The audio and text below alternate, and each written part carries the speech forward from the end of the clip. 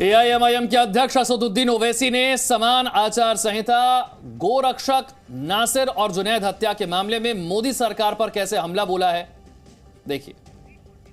आपको दरअसल बता दें कि असदुद्दीन ओवैसी लगातार इन मुद्दों को लेकर के हमलावर है। गोरक्षकों पर संगीन इल्जाम लगाते हुए ओवैसी ने कहा कि गोरक्षा के नाम पर कुछ लोग आतंक फैलाने का काम कर रहे हैं। महज इस बिना पर मारा जाता है कि मुसलमान और दलित या ईसाई है। मुसलमान को इसलिए पीटा जाता है कि बीजेपी और नरेंद्र मोदी की सरकार ने गौ रक्षक के नाम पर आतंकवादियों को पैदा किया है। ये गाय के रक्षक नहीं है, बल्कि आतंकवादी हैं, दहशतगर्द हैं, टेररिस्ट हैं।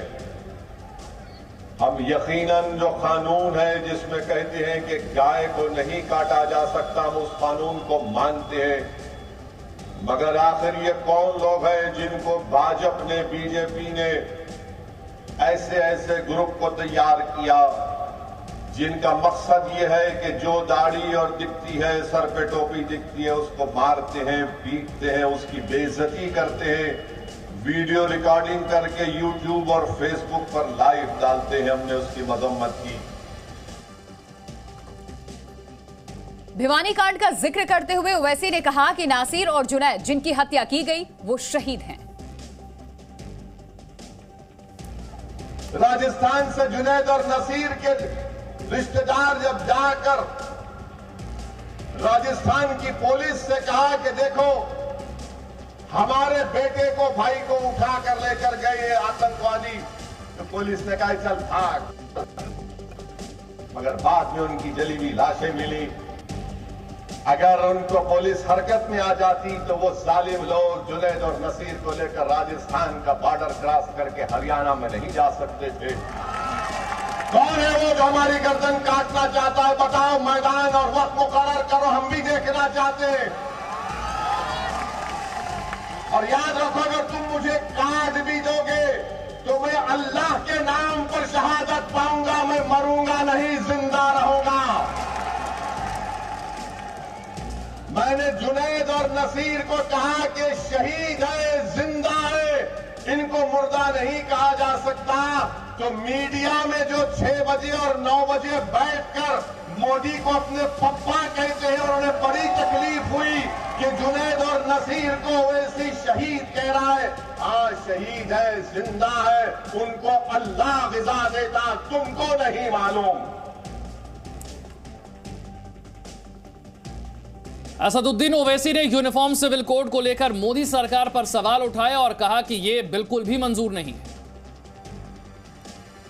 मरकजी हुकूमत नरेंद्र मोदी की भारत में यूनिफॉर्म सिविल कोड को नाफिज ना करे, क्योंकि यूनिफॉर्म सिविल कोड भारत के संविधान के आर्टिकल 29 के तहत जो भारत के मुसलमानों को, आदिवासियों को उनके कल्चर का प्रोटेक्शन मिलता है, तो मेरे मजहबी जितने भी प्रैक्टिसेस हैं उसका प्रोटेक्शन, उसका तहफ़्फ़ुज़ भारत की आइन की आर्टिकल 29 के तहत मिलता है, जो एक अनफेटर्ड फंडामेंटल राइट है।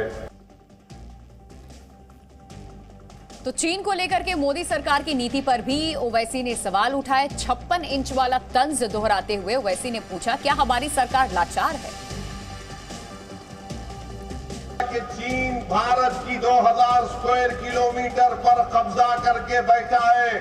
डेप्सांग और डेमचाक में हम ये मुतालबा करते हैं कि नरेंद्र मोदी, अगर आप वाकई में 56 इंच का सीना है तो चीन को चप्पल से नहीं बल्कि गोलियों से मार कर निकालो भारत की सरजमीन से, अगर 56 इंच का सीना है तो। मगर हमारे वजीर आजम चीन का नाम लेने से डरते हैं। बीजेपी और आरएसएस के लोग तो हिंदू राष्ट्र की बात करते हैं, मगर ये पहलवानों के जबान से चीन नहीं निकलता, टाई टाई हो जाती है इनकी। अरे 2000 भारत की जमीन पर चीन कब्जा करके बैठा है। क्या तुम्हारी सरकार इनको नहीं निकाल सकती है? वो डेप्सांग और डेमचाक में चीन रोड बन चुका है, वहां पर बैठा हुआ है। और भारत के वजीर आजम जब इंडोनेशिया में G20 का इजलास होता है तो 56 इंच का सीना रखने वाला वजीर आजम, 130 करोड़ जनता का वजीर आजम अपनी कुर्सी से उठकर पलटकर जाकर चीन के सदर से मिलता है। Hello, how are you?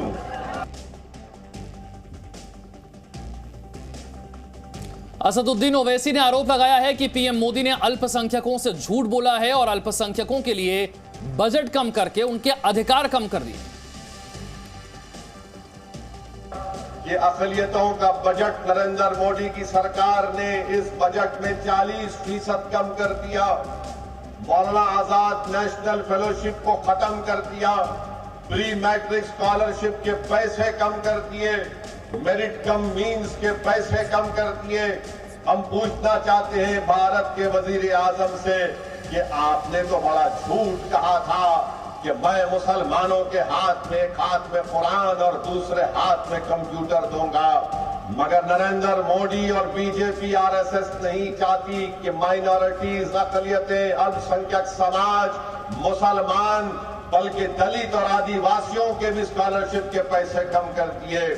Bharat के वजीर आजम नहीं चाहती है कि हमारे बच्चे, हमारी बेटियां इस स्कॉलरशिप के पैसों पर लेकर जो तालीम हासिल कर रही थी, ताकतवर बन रही थी, इनको इनके हक को मालूम हो रहा था तो उसको बंद करने के लिए बजट को कम कर दिया। हमने मुतालबा किया कि इस स्कॉलरशिप की रकम में जो पहले थी उससे ज्यादा इजाफा करनी चाहिए। आज